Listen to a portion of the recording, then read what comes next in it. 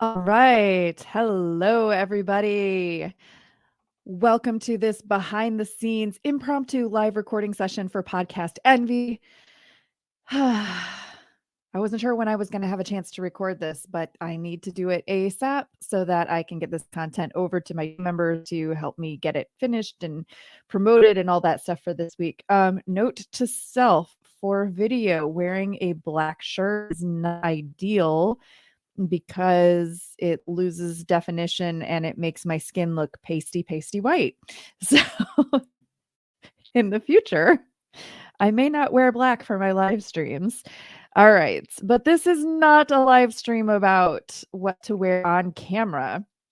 This is a live stream all about the second part of what I started, which was, is your podcast boring? And hopefully the answer is not yes, but probably there's some room for improvement in whatever it is that you're doing.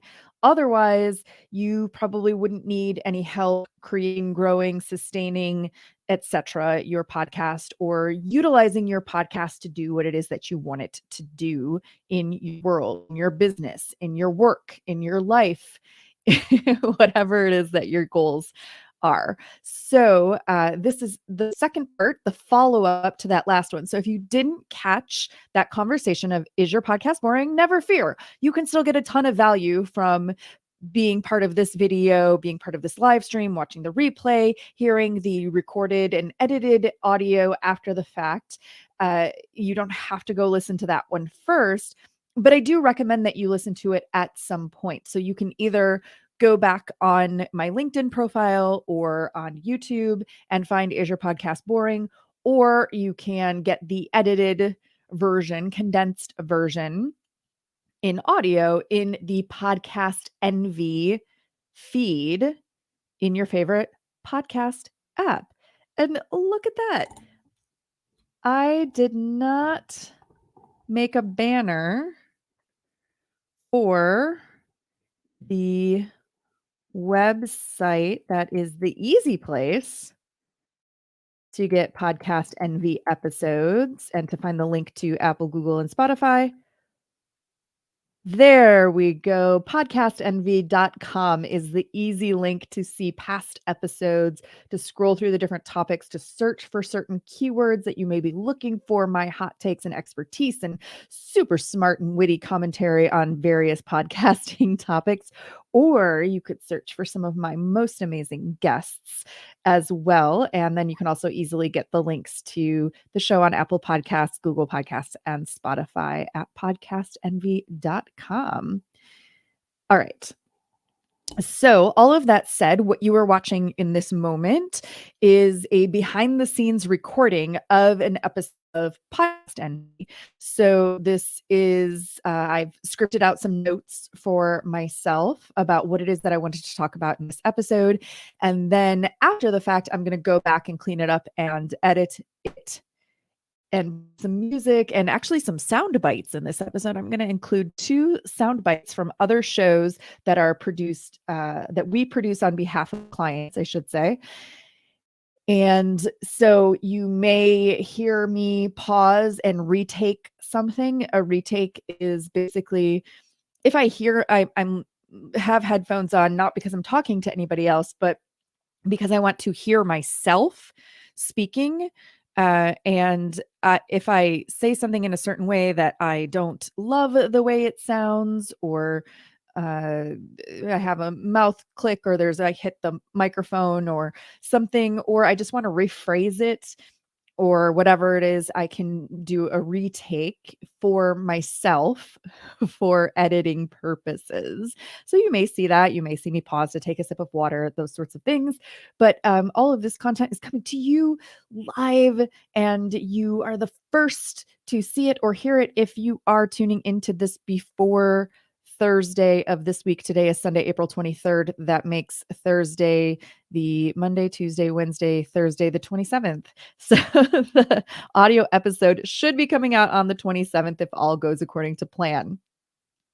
All right. Let me take a sip of water before we dive into our topic today, how to make your podcast entertaining.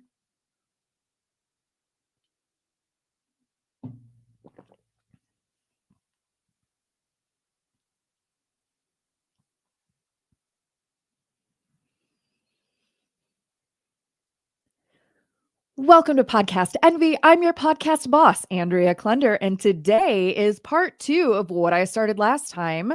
Last time it was, is your podcast boring? And today, dun, dun, dun, dun, how to make your podcast entertaining. You want to know the secret? All you have to do is add a dun, dun, dun, dun, and that automatically makes it more entertaining. No, seriously, that would be weird in a lot of podcasts. So I wanted to start out first by saying, like, why do we need to make it more entertaining? The thing about this topic is that a lot of people don't know that they need this. So the fact that you are listening right now, a lot of people don't know that they need this.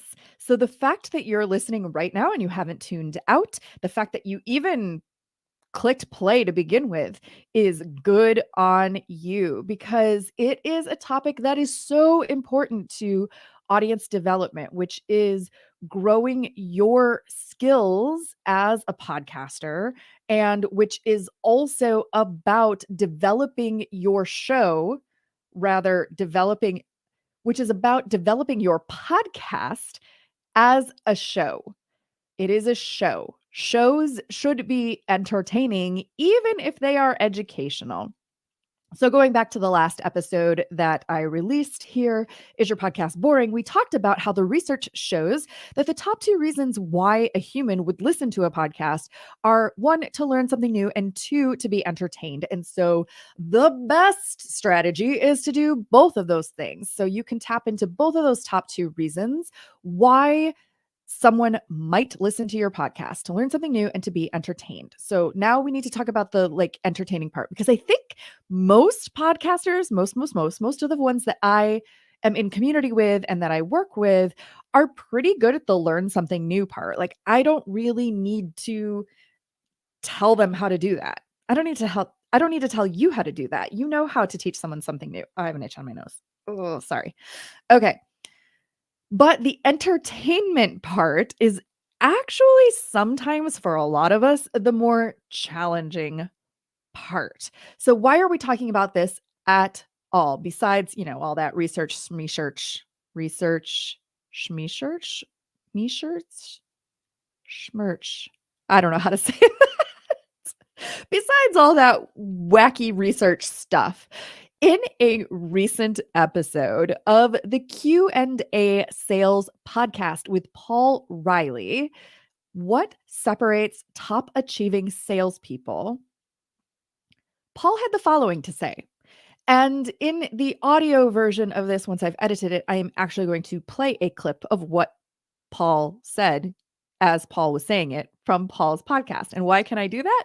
Because Paul is actually one of our clients at the, let me say that over again. Paul Riley is one of our clients at the Creative Imposter Studios, and his show is all about the top questions that salespeople do and don't ask, but probably should. And it is probably responsible for most of what I know about sales, and definitely has helped me in my business. But that is neither here nor there. As I was listening to an edit of his episode, What Separates Top Achieving Salespeople, something caught my ear and I thought you should hear it. So, in the clip, what Paul is saying in answer to this question, how or what separates top achieving salespeople? One of the tips that he had is that for some reason, there's a trend right now in the sales world that some so-called experts are claiming that relationship selling is dead, that it's over. In the days of Amazon, like, nobody really needs a relationship with Amazon or anyone at Amazon in order to buy from Amazon, right? Well, however, Paul says that in research conducted by his company, I'm super into the research lately, aren't I? In research that Paul conducted with his company for value added selling, they found that top achievers indicated that 79% of their sales success is attributed to the customer relationships that they build. 79% of their sales success is attributed to the customer relationships that they build. And in a separate study, they asked a group of procurement buyers and other decision makers. And then in a separate study, they asked a group of, I can't say procurement.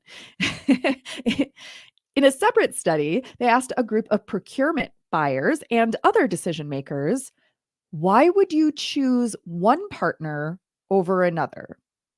And in both cases, the relationship with a salesperson ranked higher than price.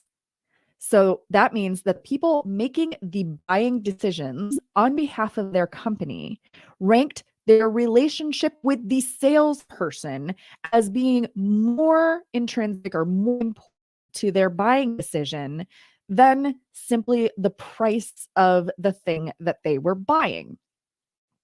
And that relationship selling is as critical now as it ever was. Okay. At this point, you're like, but Andrea, I'm not selling anything when I'm making a podcast. I'm making a podcast. What does this have to do with anything? Wrong. You are always selling when you are making a podcast, whether you are conscious of it or not. So, yes, on the surface level, you may be making your podcast in order to find new people to buy your product, your service, join your membership, come to your event, whatever it is. That's like the obvious top level selling that you may be doing. And if you are recording or having a conversation with someone in that moment, maybe that's not top of mind and it doesn't necessarily need to be, but ultimately the podcast exists because of a call to action, because of a thing that you want your audience to do. Take that away.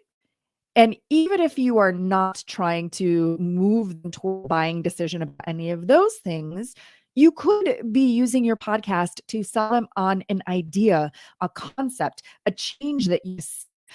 The podcasters that we work with at the Creative Imposter Studios are purpose-driven podcasters, which means that in whatever niche they happen to be in, or whatever industry or whatever sector, they see something that is status quo that they think could be better, that they would like to see change, that they would like for people to do differently. They would like different outcomes. They would like a better experience for their audience. And so you could be selling people on that big idea, on that concept, on that change that you want to see. And then on an even deeper level, and maybe more obvious, but less obvious that we don't always think about, is that as they are listening to your podcast, you are selling your listener on continuing to spend their hard-earned time, which is a very limited resource for many of us, their hard-earned time and attention to continue listening to your podcast. You are selling them on continuing to spend their time and attention listening to your podcast, because they could skip forward at any moment. They could skip to the next episode or a different show, or just stop listening to podcasts altogether at any given moment. So you want to give them a reason to keep listening all the way through to the end, and to be so excited when the next episode pops up in their queue, in their app. So yes, let's get rid of that idea right now. You are always selling when you are making a podcast. All right, let's go back to Paul. So first of all, relationship selling is alive and well. So to define that, Paul goes further into talking into so blah, blah, blah, blah. So at that point, Paul goes further into talking about what is relationship selling? Like, what does that even mean? And in many ways, he says it is just purely focusing on the customer. It's about making their lives easier, coming through for them, helping them to look like the hero, delivering on what you promise, and also about entertainment. It's also about entertainment, building that relationship, that know, like, and trust factor, that two-way communication. Well, how else do you define a relationship? I mean, you know what a relationship is, but one of the ways that top achieving salespeople will build that relationship is through entertainment.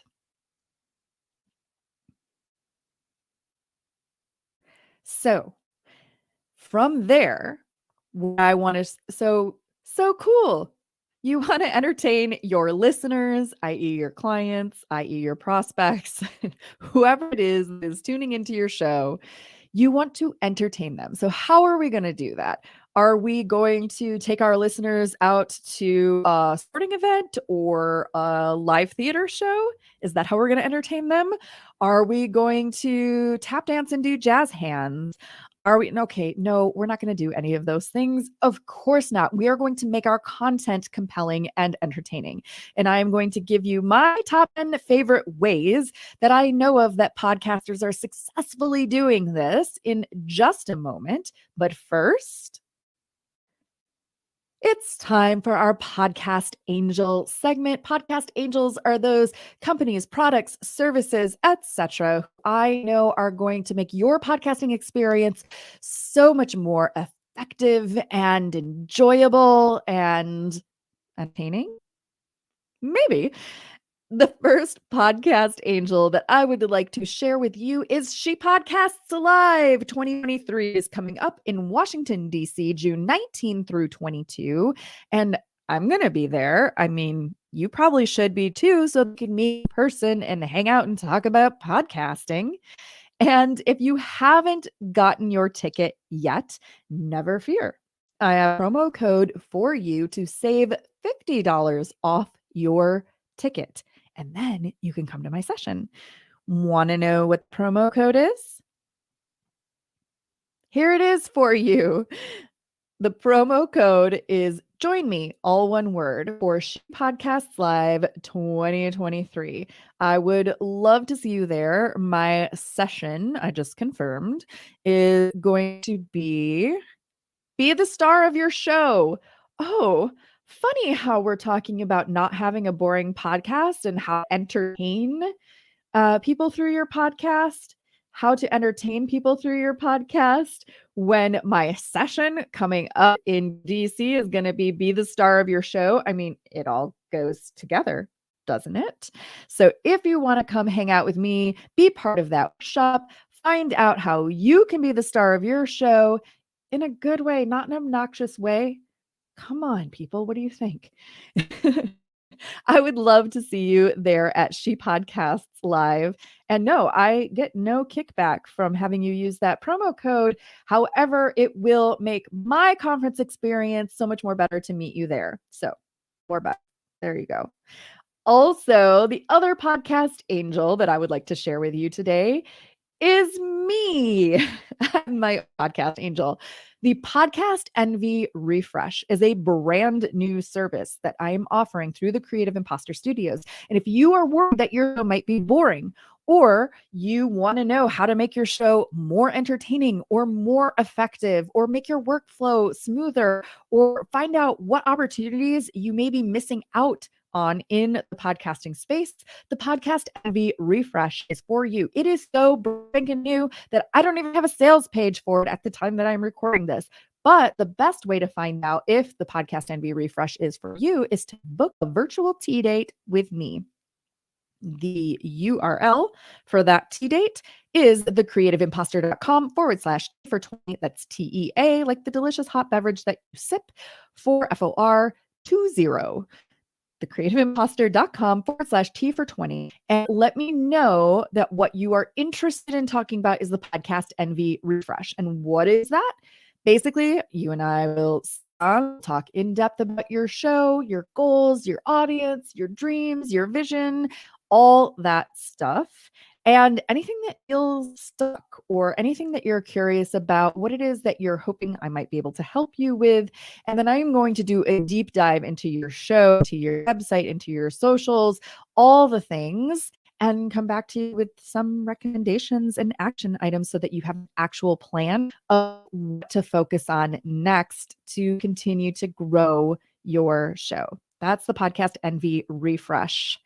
And with all of that podcast angel goodness, let's come back to my top 10 favorite ways to make your podcast entertaining. All right. Here it is. The suspense is killing you, isn't it? Got to get my notes because otherwise I'm going on for like 500 years about this. The number one way to make, well, this isn't number one, like I don't have any in any particular order. Okay, there. That's that. Make it seem like I'm giving you number one right at the top. No, these are in no particular order. The first thing I have on my list is storytelling. Storytelling, framing things in the form of a story is one way to make your podcast entertaining. And you may say, I'm not a fiction writer, Andrea. How am I supposed to tell a story? Storytelling can be as simple as talking about something that happened in your life. Please don't make it banter and talking about your life, sake of banter and talking about your life. Please make it relevant. Make it relevant to your listener. Make it relevant to the topic that you are make it relevant to the topic that you talk about. And I am going to give you some examples of this. I'm going to give you some examples of this in this episode. Never fear.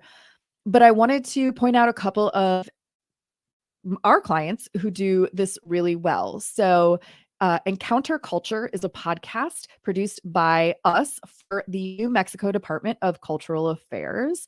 And it is primarily an interview-based show with guests talking about a particular thing. Of course, we do our best to pull stories out of those guests. But what I want to really point to in terms of how we make this show entertaining is that in the introductions for the episodes, our host, Charlotte, does an amazing job of writing a little story for you, a perspective from her own life, an experience that she had that really brings you into the context in New Mexico for the thing that we are about to talk about with the guests.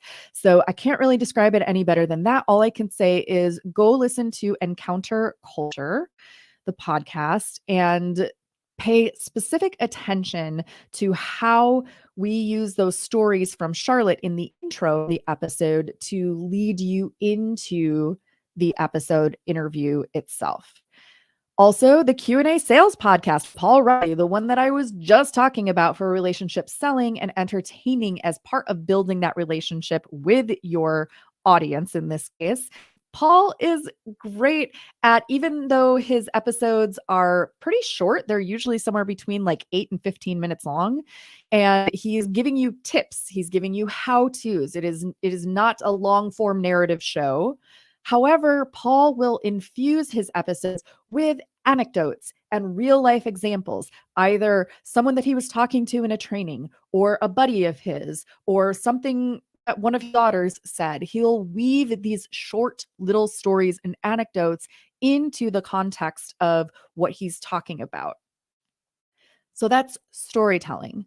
Also, humor. Humor is a great way to make your podcast entertaining. And if you have been listening to Podcast Envy at all, then you know that this is one of my top favorite ways that I love to make Podcast Envy entertaining.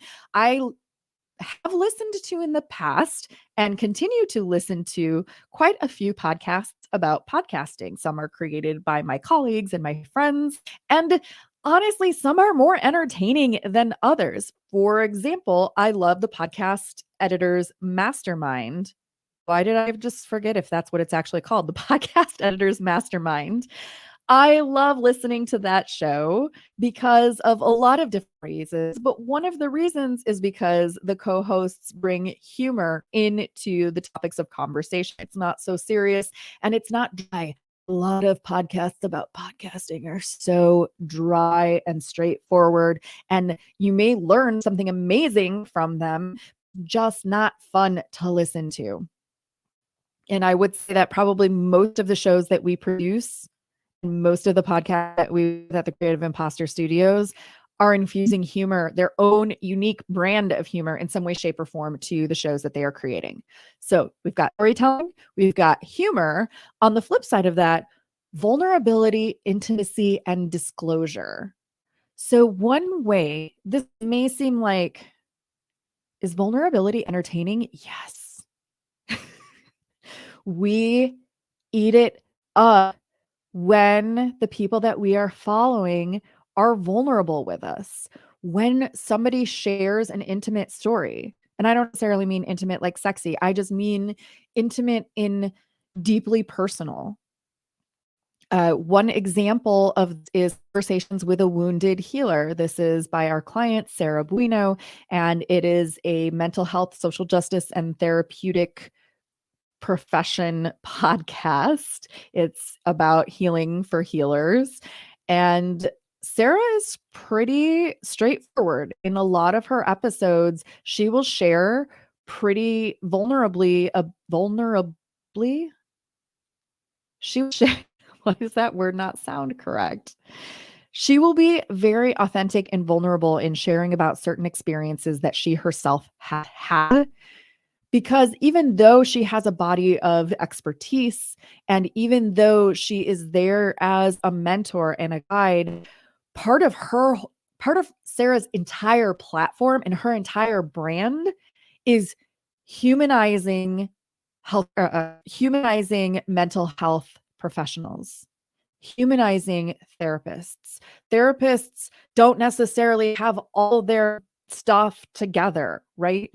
Therapists are people too. Therapists have struggles too. Therapists are dealing with trauma too. That is part of her whole brand. And not only does Sarah disclose at a high level, she creates through her interviews a safe, supportive container for her guests to do that as well. Also, another show, Wild and Sublime with Karen Yates. Wild and Sublime is all about sex and intimacy and relationships. Karen is a somatic sex educator, and obviously that topic just wham right there. It's obviously an intimate topic.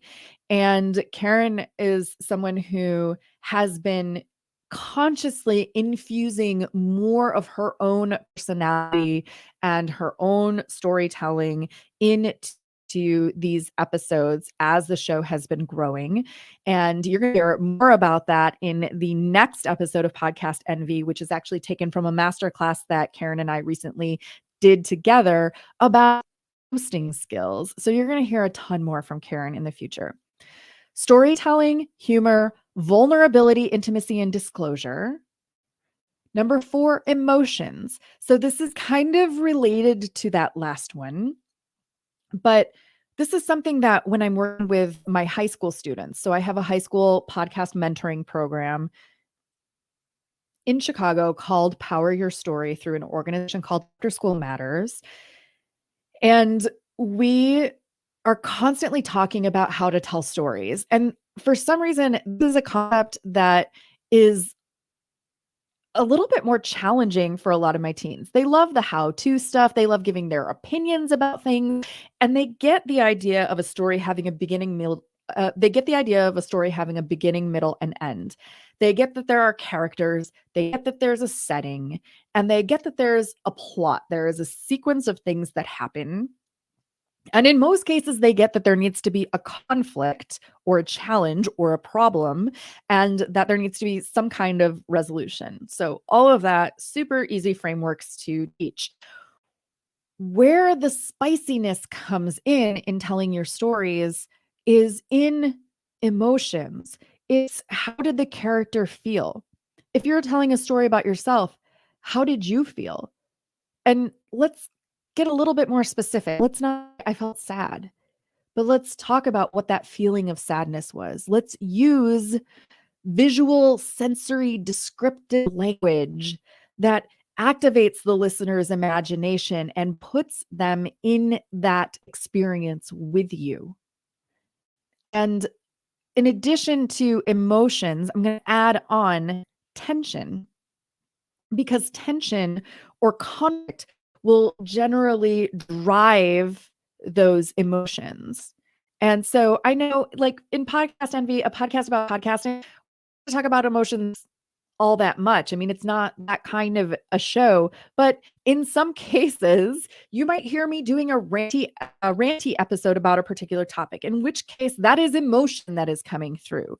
In some cases, we might be doing an interview and we might have an emotional moment. We have uh, somebody laughing about something. That is all emotion. So, leaving space in your episodes for emotions and exploring those things, even if what you have is primarily a teaching or educational or informational podcast, culling it, adding that spice into it through emotions can help make the content more entertaining. One of the podcast, looking at my notes, the podcast client who I want to shout out for using emotion in their storytelling is the Santa Fe Opera. And we produce a podcast with them called Key Change. And you might think, like, opera, emotions. Oh my gosh. Opera is like the greatest stage for emotional storytelling. Opera is all about the height of these dramatic emotions that are happening on stage. And what we're talking about in the podcast, there's a lot of difficult topics going back to that idea of tension. We're addressing American storytelling in the opera world, and how do we tell these stories that are uniquely American, and who are the voices that have been historically franchised and disincluded and shut out from the world of opera, and how are we bringing those two worlds together, or those many worlds together. I should say two worlds, it's many worlds, right? All parts of the same world, but many worlds in a lot of ways. And through that podcast, we are creating a container that really has allowed for a lot of folks who are part of that opera creation process to really explore how certain things affect them, how different parts of history and American culture affect them. And there are some very emotional episodes that have come out this season, particularly the episodes around This Little Light of Mine, which is an opera that was written inspired by the life of Fannie Lou Hamer, who was a voting rights activist. And, that your voting rights, politics, the history of slavery, racism, civil rights, justice, like there's a lot of big topics. And we were actually able to not only talk to the creators of that opera, but also people who knew Fannie Lou and are her relative, and there's a lot of emotional storytelling. So all of these episodes and shows that I'm referencing, of course, I'm going to be putting links in the show notes for this episode. And what I will do is, for the audio, it'll be in the show notes. So that's in the description in your app and at podcastenvy.com. And then here for social media platforms, of course, please head over to podcastenvy.com. And this episode will be coming up as of the 27th, and you'll be able to get all of the links there as well. This is Key Change. Now, I kind of just rolled two things into one, which was I was going to make visual sensory language a separate line item than emotions, but it kind of goes together, right? So infusing your storytelling and your episode with emotions, but then more specifically, using that sensory language. It's an audio medium, but that doesn't mean that you can't activate your listener's imagination by describing the way that something looked, the way that it smelled, the way that it tasted, the way that it felt. They say that psychologically, reading something scary is scarier than watching a scary movie or TV show. Reading a scary book, reading a scary story is scarier than watching a scary movie or scary TV show. And the reason why they say whoever they say that, is because when you read something scary, you are activating a certain part of your brain that is filling in the gaps. It is only getting a limited amount of information on the page. And that information, if well written, is activating things in your mind. Your mind is imagining what it looked like, what it sounded like. Whereas if you're watching the movie is telling you what it looks like, it's telling you what it sounds like, right?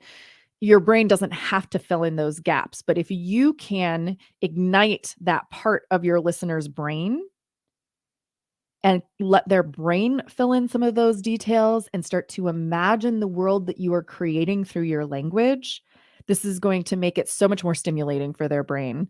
And you might have a scarier podcast. Going back on my list.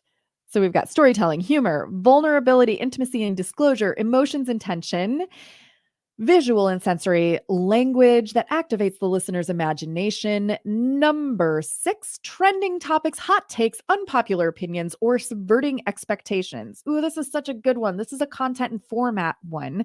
But looking at,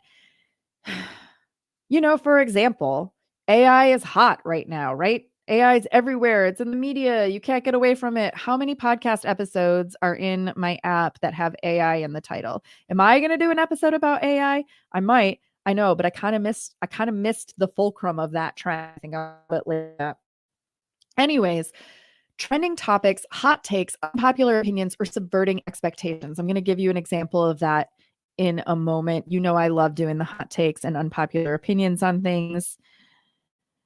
The next one, number 7, recurring touch points, themes, or segments. Recurring touch points, themes, or segments. So segments are where you have little parts of the show. For example, Podcast Envy, the Podcast Angel is a segment. It is in every episode. It has a little music bumper on each end of it.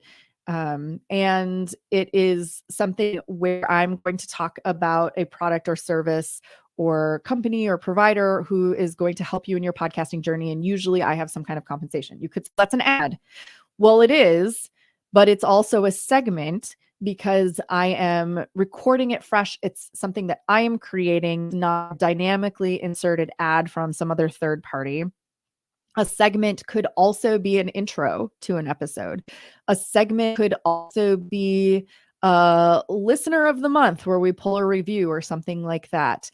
A segment could be a review of something. There's so many different ways that you can do that. A recurring theme or a recurring touch point is a little more subtle than that. So in the podcast that I was talking about with the Santa Fe Opera Key Change, we have some recurring touch points in that series. They don't always come up every single episode, and we don't always or ever plan for them, but they're things that sort of came up in the early stages of the podcast that we bring back every once in a while. So for one thing, we have something that we call the Key Change Time Machine, because in the way that we're telling the storytelling on that podcast, in the way that we're doing the storytelling on that podcast, we're jumping around in timelines. Like this happened in 2019 and then this is planned for 2024. And then we're telling a story that happened in 19 whatever. So we're often jumping around in the timeline. And so we kind of came up with this device of the Key Change Time Machine. And so every time we're about to make a big jump in time, or reference something from the past, we'll say, oh, it's time to get in the Key Change Time Machine. And I even at some point started using this same recurring little clip of music to indicate the time machine. And so that is a recurring touch point. Another one that we use in that show is waving a magic wand, which is, something that podcast we're talking a lot about changing things and idealism and what we'd like to see for the future. And so a lot of times the host, Andrea Fellows-Feinberg, will be asking if we could wave a magic wand.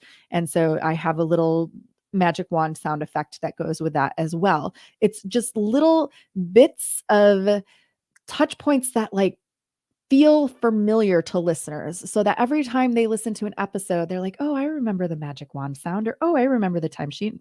Oh, it's the time machine again.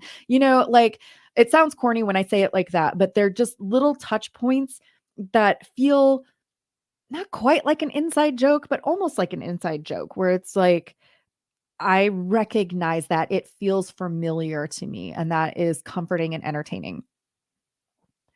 So also leading into that. So I guess these are kind of in a certain order because they all kind of lead into each other.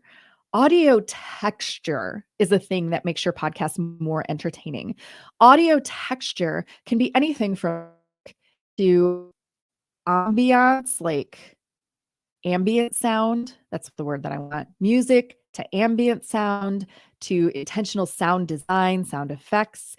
Audio texture can also be the way that you as the host use your voice as an instrument. So one of the trainings that I've done at a lot of podcast conferences is about using your voice. And this is what I do all the time, which is changing up how you use your voice, changing the rhythm of how you're speaking, getting a little louder, getting a little softer, leaving more space and pausing, or talking really fast, or going higher in my voice or going lower in my voice. There's all these different ways that you can add texture to the listening experience that your listener is having. And the more ways that you can vary that texture and get a rich experience just purely from an audio perspective, the more your listener is going to be tuned in rather than tuned out. I got 2 more for you. Can we do it? Can we get through this whole list? I always think it's going to be a 15-minute episode, and then it's like an hour of me talking. Oh, I need some more audio texture. Number 9, help your listeners see themselves in the content that you're creating. You can do this in so many different ways. Help your listeners see themselves in what you're saying or content you're creating. You can do this by taking listener questions or having listeners leave audio feedback. You can do this by bringing your audience in for an interview or for a recording or a conversation. You can give relevant examples that apply directly to your listener. You can speak directly with your listener. Speak in such a way that it makes it feel like they're there in the room with you, and that you're seeing them and you're reacting to them and you're responding to them, and it feels conversational, even though it's just you recording on a microphone and it's not you talking at them, or worse yet, having a conversation with somebody else that completely has nothing to do with them. So finding these little ways to help your listeners see themselves in the content that you're creating. And this is really important because this goes back to putting the emphasis on your audience, putting the emphasis on your listener, making sure that you know who your listener is, where they are in their life or in their business or in their career or in the experience of whatever it is that you're talking with them about, and meeting them there, meeting them where they are, knowing what's going to be relevant for them, knowing where they are in the life cycle of whatever it is that they're doing, and being able to speak directly to that. And then number 10, my 10th and final way to make your podcast entertaining is gamification and interaction. So a couple examples of what I mean by this. How do you gamify a podcast? Interesting. 20,000 Hertz with Dallas Taylor is a fantastic podcast all about the world of sound and audio. And he has a segment. See how some of these start to overlap? He has a segment on 20,000 Hertz called The Mystery Sound. And it's always somewhere in the middle of the episode, usually around an ad break. And he will play a sound with no context. And then you, as the listener, can write in and say what you think that sound is. And if you're right, you get entered into a drawing to win a t-shirt. It's, like a t-shirt, cool. But the point is, I almost never know what the mystery sound is. And I just love playing along with that. And then obviously on the next episode, they reveal what the last mystery sound was. And congratulate whoever got it right and won the t-shirt. Another way of gamification is a show that no longer is being produced, which makes me very sad, but you can go back and listen to past episodes and you will be very entertained. This is Flash Forward with Rose Eveleth. And in Flash Forward, Rose used to always say, if you spotted the hidden reference in this episode, let us know. And I was like, hidden reference. Like, I always wondered what that was. And it created this sense of mystery. And I never quite figured it out. So I actually dug around. And here is Rose's example of what these references were. And man, you got to go deep to figure these out. So for example, in episode 11, which was called Winded, the premise was, What would happen if a company put up so many wind turbines that they actually changed the climate on Earth? I know this sounds totally crazy, but I swear to you, this is something that scientists have actually looked into. So naturally, I talked to one of those scientists. So that was what the episode was about. And the hidden reference in that episode was that the company that makes the wind turbines, so this is, I think, there's a fictional part of the episode and then a truth part of the episode. So I think that's in the fictional storytelling. The company that makes the wind turbines is named Vayutech, after Vayu, the Hindu lord of the winds. So that was the reference, is that the name of the company, Vayutech, was based off of Vayu, the Hindu lord of the winds. So that is an example of the hidden reference in the episode. Total gamification that gets your mind like activated and looking for the hidden reference. You can also create ways that listeners can interact with you through reading podcast reviews, having them use certain hashtags on social media, or having them leave voicemail or send you emails that you then incorporate into the show in some way, shape, or form. So that's my full list: storytelling, humor, vulnerability, intimacy, and disclosure, emotions and tension, visual and sensory language that activates the listener's imagination, trending topics, hot takes, unpopular opinions, or subverting expectations, recurring touch points, themes, or segments, audio texture, helping your listeners see themselves in your content, gamifications, and offering ways to interact. This is by no means an exhaustive list. There are so many different ways that you can make your podcast entertaining. I would challenge you to come up with something that I did not include in this list, something that I overlooked, that is either a way that you are making your content more entertaining, or something that you've heard another podcaster do that you think is genius. And if you do find something or think of something, I would love for you to send me an email, Andrea@thecreativeimposter.com, or you can DM me on LinkedIn, or you can, I don't know, record a voice memo. Record a voice memo on your phone or on your fancy podcasting equipment and send it to me through email, Andrea@thecreativeimposter.com. And if you do send it to me as a voice memo, I can play it on a future episode. I would love to know how you or other podcasters are making your podcast or their podcasts more entertaining.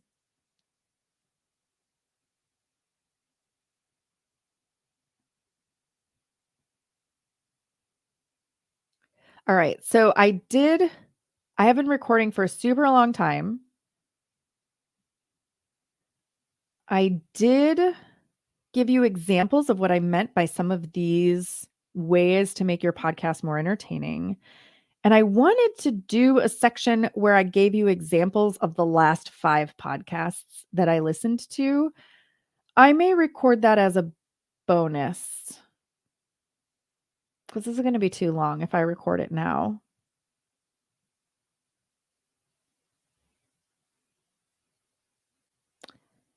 Yeah, I'm going to do that as a separate recording.